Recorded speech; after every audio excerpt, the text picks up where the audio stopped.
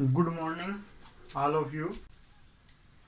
आज साबुन और अपमार्जक के बारे में हम चर्चा करेंगे। 10th क्लास में स्पष्ट रूप से साबुन और अपमार्जक टॉपिक है आपके। और जब बात करता हूँ मैं रीट वाले मेरे साथियों की, तो रीट में भी हमें डिटर्जेंट लिखा हुआ है। यूनिट नंबर 3 में, साइंस में यूनिट नंबर 3 में डिटर्जेंट लिखा हुआ है। और डिटर्जेंट अगर टॉपिक है तो हमें साबुन भी पढ़ना पड़ेगा, क्योंकि साबुन है वो सबसे पुराना डिटर्जेंट है। और सब साबुन का ही संश्लेषित रूप क्या बना, अपमार्जक बना, डिटर्जेंट बना। तो हमें साबुन और मार्जक दोनों देखने होंगे अच्छे ढंग से।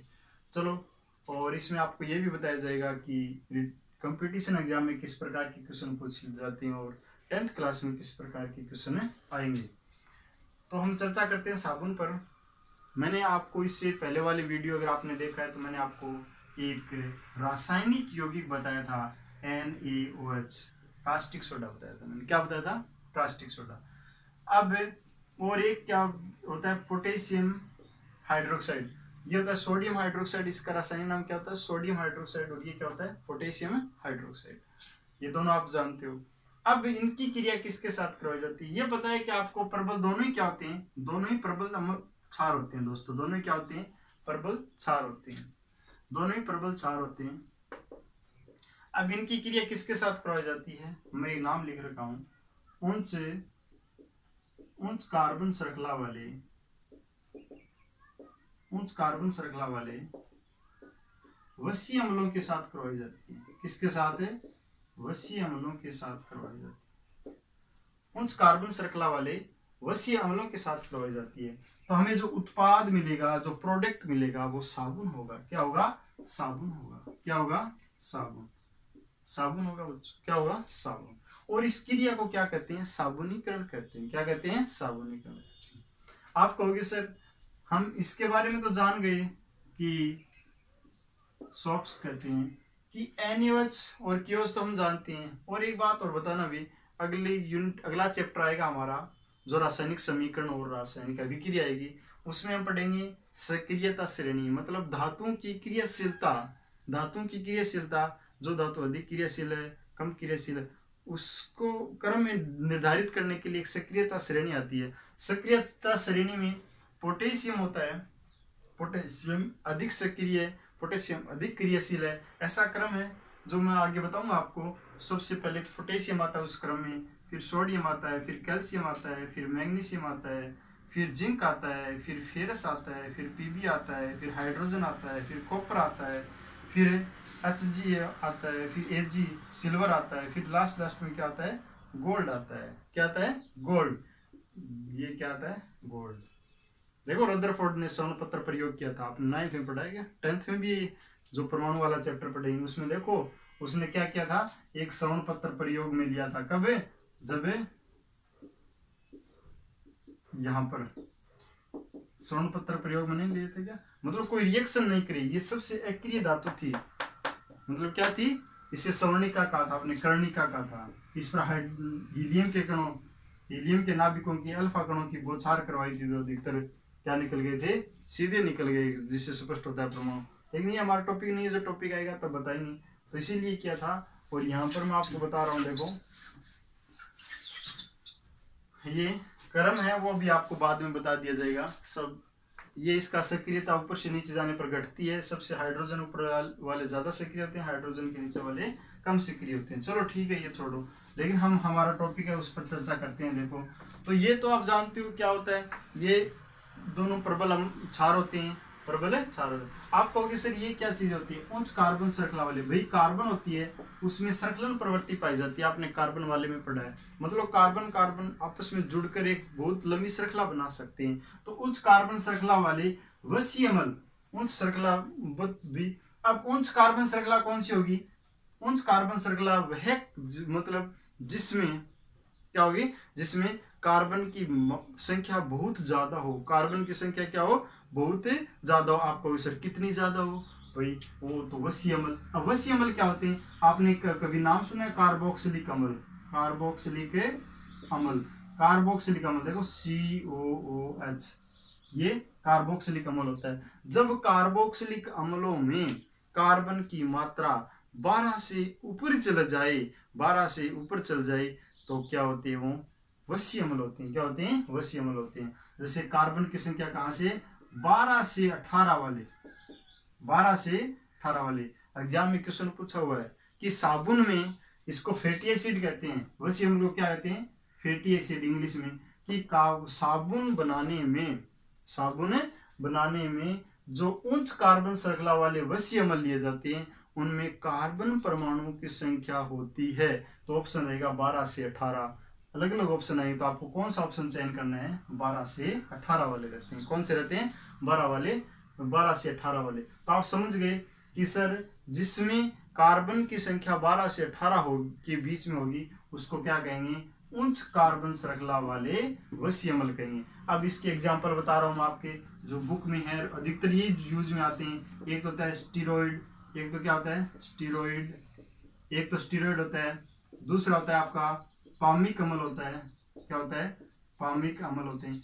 ये ऐसे अम्ल हैं, ये ऐसे कार्बोक्सिलिक अम्ल हैं जिसमें कार्बन परमाणुओं की संख्या 12 से अधिक है, देखना। और तीसरा है ओलिक अम्ल। क्या है, ओलिक अम्ल है। इसके रासायनिक सूत्र आपकी किताब में नहीं दे रखे हैं, लेकिन मैं बता देता हूँ आपकी जानकारी के लिए। लेकिन आपको तो ये नाम याद रखना, स्टीरॉइड, पामिक अम्ल और ओलिक अम्ल। आपको कह देगा, ऑप्शन में दे देगा कि साबुन बनाने के लिए निम्न में से कौन से वसीय अम्ल को काम में लेते हैं। तो इन तीनों में से या चारों, इस तीनों में से एक ऑप्शन में आपको देगा और पूछ लेगा। इसके सूत्र बता देता हूँ। स्टीरॉइड में क्या होता है, C17H35COOH। ये क्या होता है, स्टीरॉइड होता है। ये क्या होता है, स्टीरॉइड होता है। अब इसको आर भी लिखते हैं क्योंकि ये देखो ये एल्किल समूह बन गया ना, बहुत लंबा बन गया, तो इसको आर भी दर्शाते हैं। तो आर है ना, कई बार आर।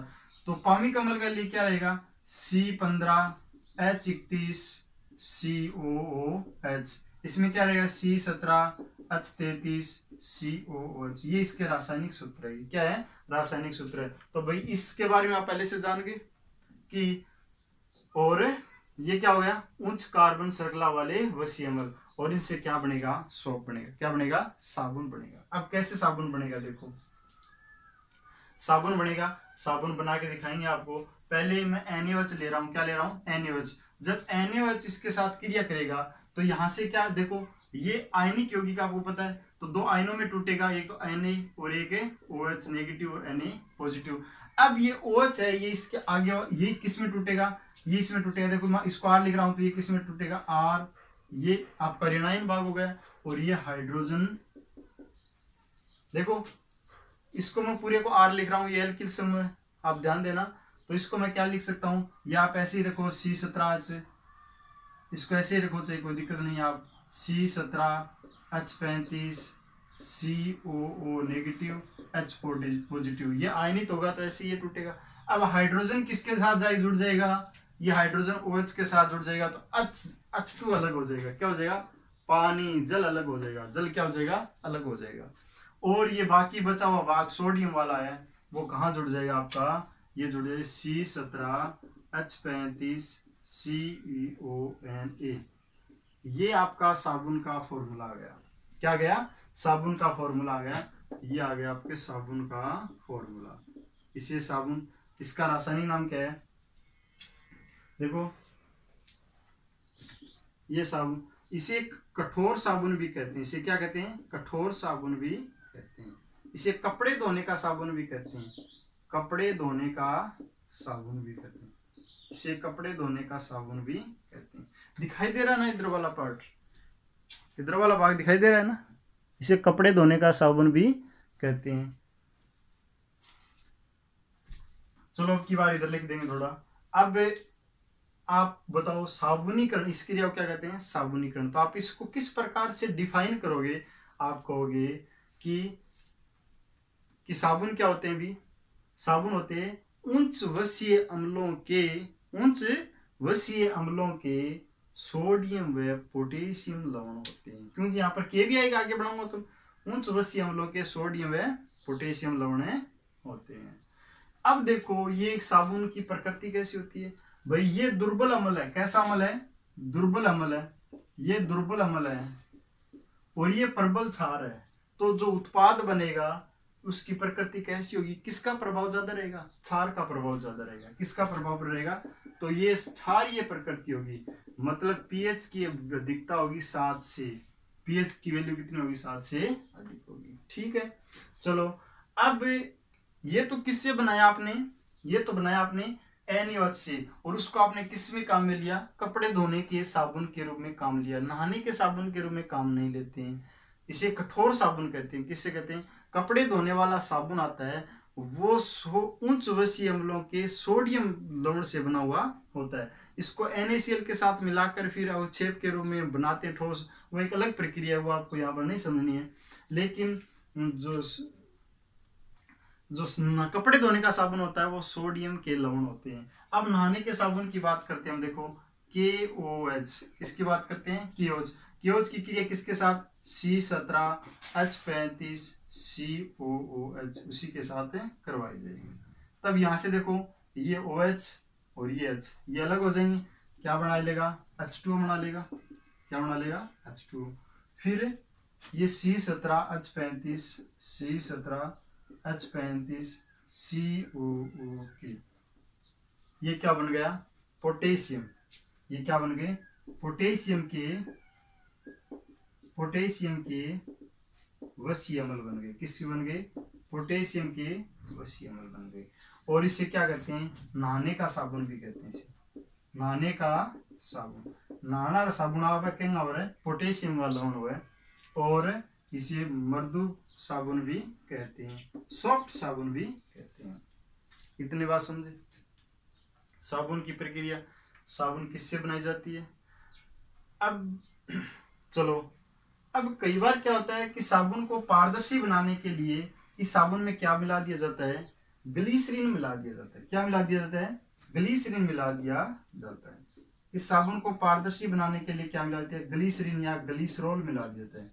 अब ग्लिसरीन और ग्लिसरॉल में क्या अंतर है, जब ग्लिसरॉल के साथ जल मिलाते हैं तो ग्लिसरीन बनता है, और जल तो एडवांस वैसे ही मौजूद होता है, तो ग्लिसरीन कहो या ग्लिसरॉल कहो। इसे पारदर्शी बनाने के लिए आपने कभी नाम सुना है कि साबुन आंख में गिरने पर आंसू आते हैं, तो किसके कारण आते हैं, वो ग्लिसरॉल के कारण आते हैं। क्योंकि ग्लिसरॉल क्या काम करता है, ये कृत्रिम आंसू का निर्माण करता है। किसका निर्माण करता है, कृत्रिम आंसू का निर्माण करता है। ये ग्लिसरॉल पारदर्शी साबुन बनाने के लिए ग्लिसरॉल का उपयोग करता है, और ग्लिसरॉल का उपयोग कृत्रिम आंसू बनाने में भी किया जाता है। अब कई बार क्या होता है कि जो साबुन आते हैं, शैम्पू वाले साबुन जो दाढ़ी शेविंग वगैरह में काम में लेते हैं, वो साबुन झाग ज्यादा देते हैं। वो किसके कारण देते हैं, वो रोजिन, उसमें रोजिन होता है, रोजिन के कारण देते हैं। रोजिन किस रूप में मिलाते हैं, सोडियम रोजिनेट के रूप में मिलाते हैं। किस रूप में मिलाते हैं, सोडियम रोजिनेट के रूप में मिलाते हैं, सोडियम रोजिनेट के रूप में मिलाते हैं। लेकिन 10th क्लास वाले बच्चों के लिए क्वेश्चन आता है कि साबुन होता है वो कठोर जल में झाग नहीं देता है, वो खारे पानी में झाग नहीं देता है, लेकिन मीठे पानी में झाग देता है, और सॉफ्ट जल में झाग देता है। ऐसा क्यों होता है, ऐसा क्यों होता है, ये क्वेश्चन बहुत बार 10th क्लास वालों के लिए पूछ लिया जाता है, और जो कंपटीशन वाले हैं उनके लिए उसमें पूछता है कि कारण क्या होता है, वो मैग्नीज।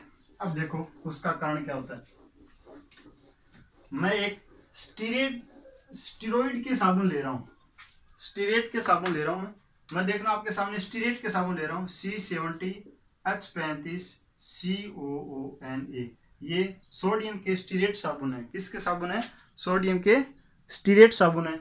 अब क्या होगा कि आप इसको जल में डालोगे, जल में डालोगे तो ये आयनित होंगे, क्या होंगे, आयनित होंगे। और जल कैसा है आपका, कठोर जल है।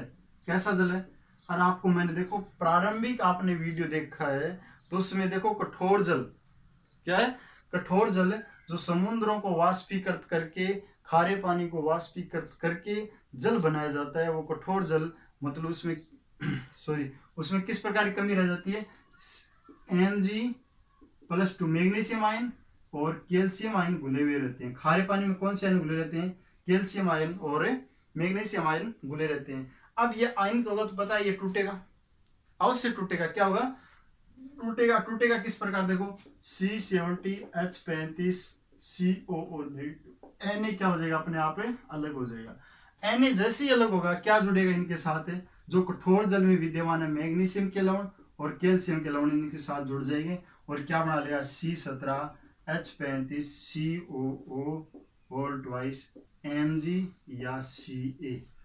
मतलब मैग्नीशियम के क्या बना लेते हैं, मैग्नीशियम के अम्ल बना लेते हैं, मैग्नीशियम आयन के या कैल्शियम आयन के क्या बना लेते हैं, मैग्नीशियम या कैल्शियम आयन के वश्य अम्ल बना लेते हैं। इसको क्या कहते हैं, मैग्नीशियम।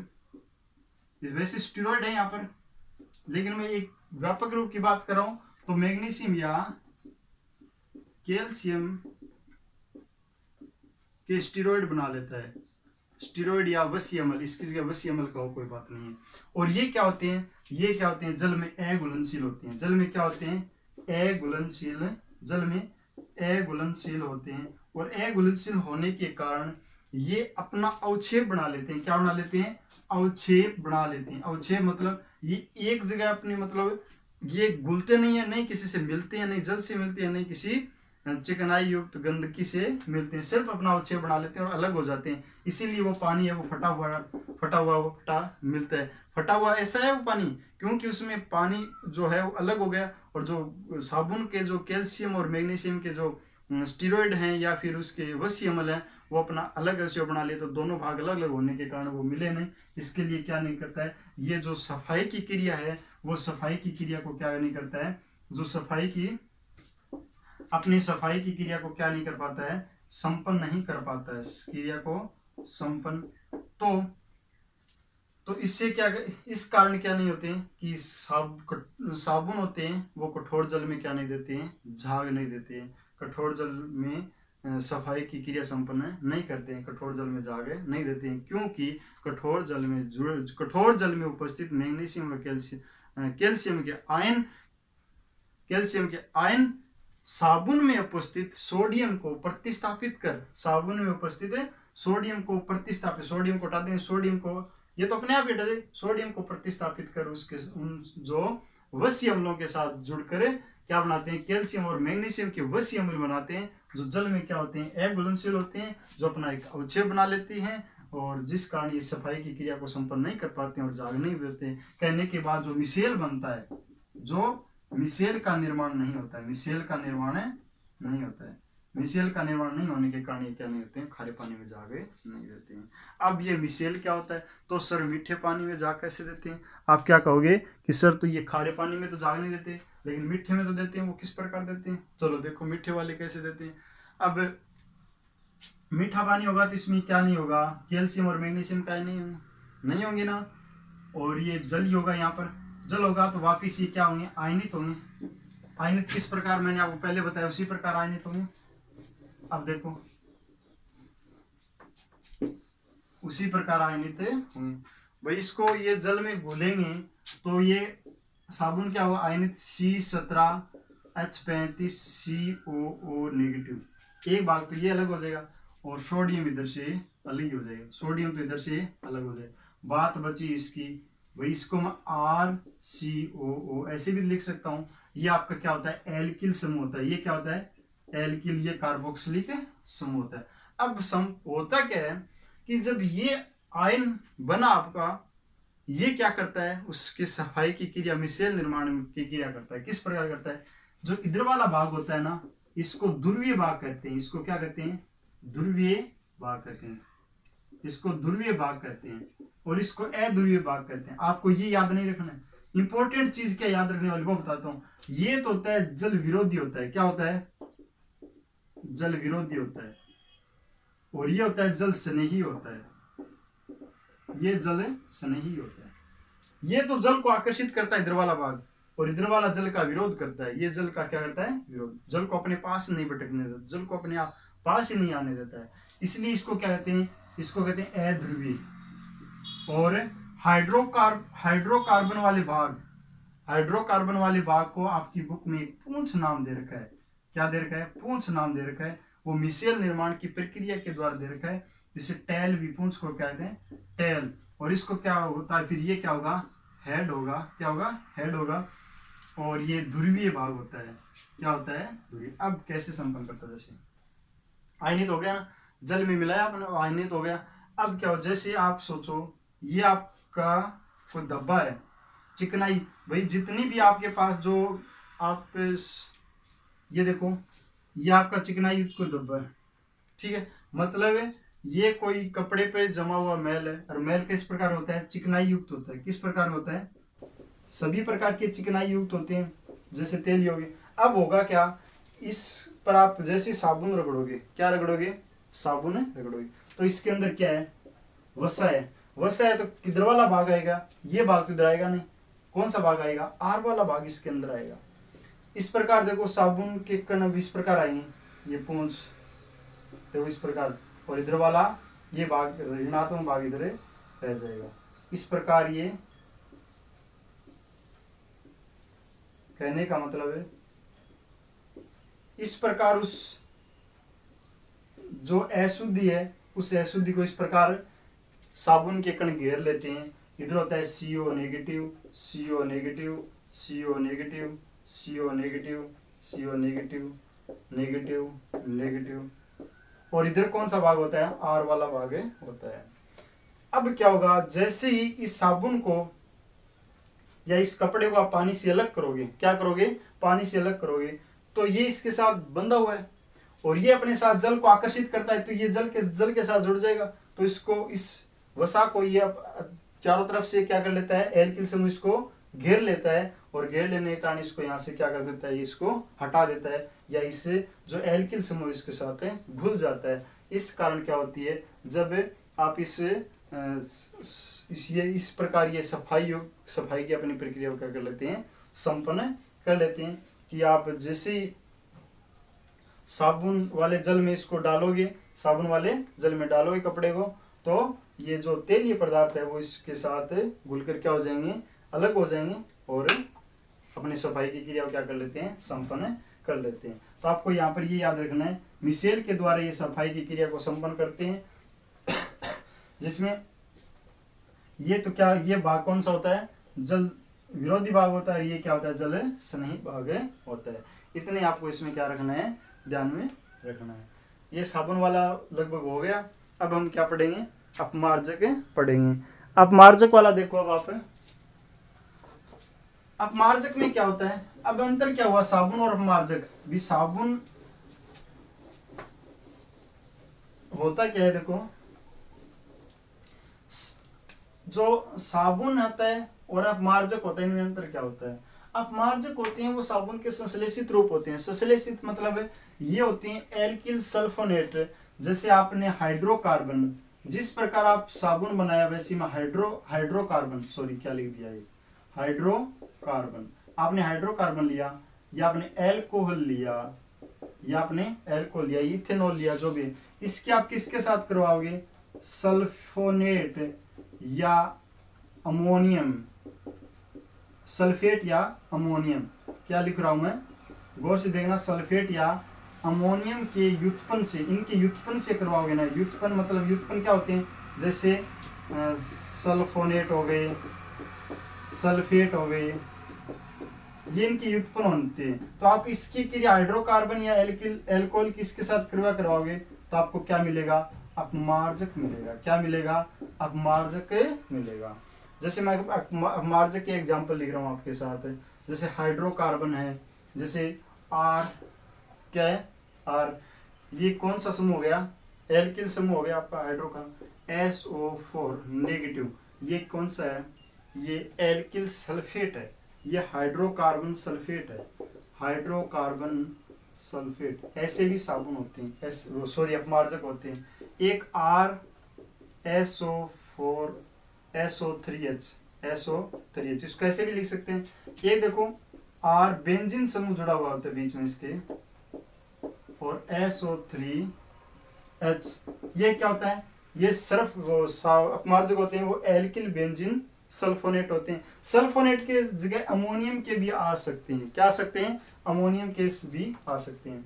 कई कैसे होते हैं देखो, जैसे RSO3Na, ये साबुन हम यूज में लेते हैं।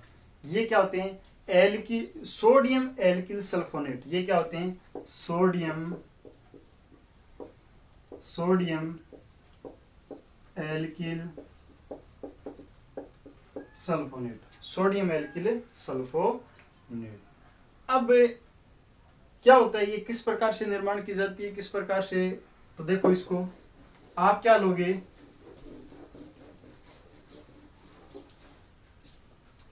देखो आप लोगे एक प्रबल क्षार, प्रबल क्षार कौन सा लोगे? वही लोगे NaOH। एक आप प्रबल अम्ल, और प्रबल अम्ल में क्या लेना आपको? प्रबल अम्ल में लेना आपको RSO3 एल्किल सल्फोनेट या अमोनियम के हो सकते हैं यौगिक, सल्फेट के यौगिक हो सकते हैं, ये सल्फेट के ले रहा हूं। अब यहां से देखो ये OH जो हटेगा, इधर से क्या हटेगा? H हटेगा। देखो ये OH हटेगा और ये क्या हटेगा? H। तो जल तो अलग हो जाएगा, जल तो यहाँ से क्या हो जाएगा? अलग। इधर क्या बचेगा? Na कहाँ जुड़ जाएगा? यहाँ पर। तो RSO3Na, ये क्या बन गया? Sodium alkyl sulphonate, sodium alkyl sulphonate, जिसे क्या कहते हैं? अपमार्जक कहते हैं। क्या कहते हैं?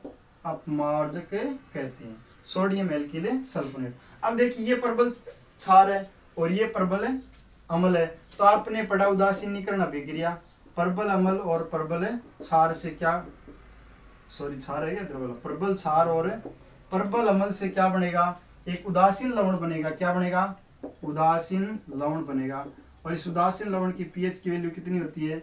7 होती है। उदासीन होने के कारण ये क्या नहीं होते हैं? नुकसानदायक नहीं होते हैं, कपड़ों के लिए भी अच्छे होते हैं और त्वचा स्किन के लिए भी क्या होते हैं? अच्छे होते हैं। अब इस अपमार्जक को गुणवत्ता बढ़ाने के लिए इसमें अकार्बनिक यौगिक जैसे फास्फेट मिला दिया जाता है, या फिर इसमें एक अच्छा यौगिक जो रात दिन मिला देते हैं, उसका नाम बता रहा हूं आपको, सोडियम, क्या मिलाते हैं? सोडियम परऑक्सीबोरेट, सोडियम परऑक्सीबोरेट भी इसमें मिला दिया जाता है, सोडियम परऑक्सीबोरेट भी इसमें मिला दिया जाता है। क्या करने के लिए? अपमार्जक की गुणवत्ता को बढ़ाने के लिए सोडियम परऑक्सीबोरेट या फिर फास्फेट मिला दिया जाता है। याद रखोगे कि जब NaOH की क्रिया एल्किल सल्फोनेट के साथ करवाई जाती है,